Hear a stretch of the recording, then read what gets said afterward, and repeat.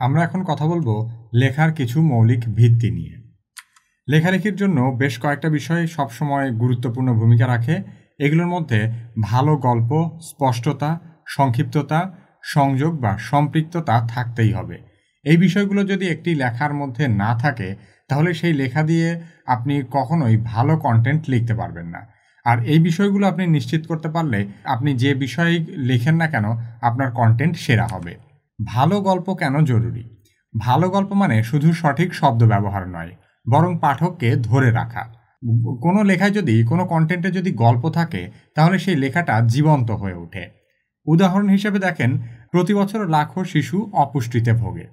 এই তথ্যটা এটা একটা ভালো তথ্য, কিন্তু তথ্যটা খুবই নিরস। এটাকে আরও কীভাবে গল্প দিয়ে প্রাণবন্ত করা যায়? যেমন, পাশের গ্রামের 7 বছরের রিমা প্রতিদিন না খেয়ে স্কুলে যায়, সে লাখো শিশুর একজন।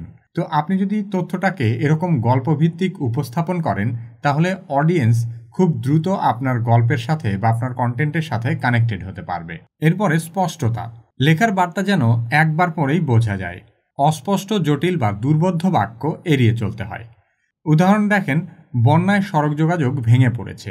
এটা একটা স্পষ্ট বাক্য, কিন্তু আপনি যদি এটা এভাবে লিখতেন, বন্যা পরিস্থিতির কারণে পরিবহন ব্যবস্থায় নেতিবাচক প্রভাব পড়েছে, এই পরের লাইনটা দিয়েও বোঝানো যায়, কিন্তু ব্যাপারটা অনেক জটিল হয়ে যায়, একটু অস্পষ্ট শোনায়।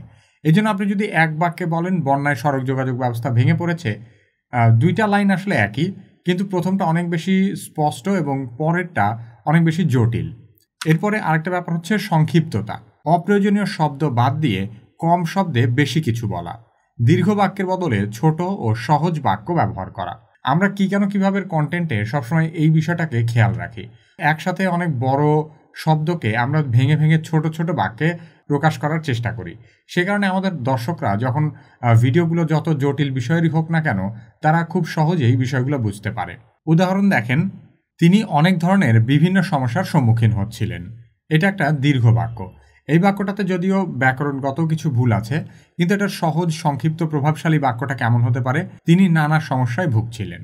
বিভিন্ন সময় পত্রিকার লেখায় আমরা দেখি যে খুব সহজ বিষয়কেও অনেক জটিল করে লেখা হয়। এইসব ক্ষেত্রে কি করতে হবে? প্রথমে ব্যাপারটাকে খুব সহজভাবে নিজে বোঝার চেষ্টা করতে হবে।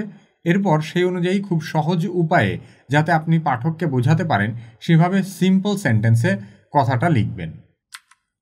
এরপরে সংযোগ বা সম্পৃক্ততা। লেখাকে এমনভাবে সাজাতে হবে যাতে পাঠক পড়তে আগ্রহী হয় এবং শেষ পর্যন্ত ধরে রাখে। কন্টেন্টের মধ্যে প্রশ্ন করা, উদাহরণ দেওয়া, আবেগ ছোঁয়া, এইসব লেখাকে আকর্ষণীয় করে। উদাহরণ, আপনি কি জানেন প্রতিদিন মাত্র 15 মিনিট পড়াশোনা করলে 1 বছরে 12টা বই পড়ে ফেলা যায়? আপনি যদি পাঠককে এভাবে প্রশ্ন করেন তাহলে দেখবেন পাঠক আপনার লেখার প্রতি কানেক্টেড ফিল করছে, আপনার লেখার সাথে অনেক বেশি সম্পৃক্ত হয়ে যাবে। তখন মনে করবে যে পরের লাইনে কি আছে, আরেকটু দেখি, আরেকটু পড়ি। সবসময় যে প্রশ্ন দিয়েই পাঠককে সম্পৃক্ত করতে হবে বিষয়টা এমন না। আপনি যে কোনো ধরনের কনটেক্সটে চিন্তা করবেন কিভাবে বললে আপনার পাঠক এই লেখার সাথে সম্পৃক্ত হতে পারে। এই জন্য সবসময় দর্শক বা পাঠকের মনস্তাত্ত্বিক অবস্থার কথা চিন্তা করে লিখতে হয়। তার মানে সব মিলিয়ে ভালো গল্প, স্পষ্টতা, সংক্ষিপ্ততা এবং সংযোগ বা সম্পৃক্ততা, এগুলো হলো একটা ভালো কন্টেন্টের লেখার মৌলিক ভিত্তি। আপনারা দেখছেন কন্টেন্ট রাইটিংয়ের হাতেখড়ি সম্পূর্ণ ফ্রি কোর্সটি। আপনার লেখালেখি বা কন্টেন্ট রাইটিংকে যদি আরও উন্নত করতে চান তাহলে কন্টেন্ট রাইটিংয়ের কৌশল কোর্সটিতে ভর্তি হতে পারেন। কোর্সে ভর্তির বিস্তারিত ভিডিও ডেসক্রিপশন এবং পিন কমেন্টে দেয়া আছে।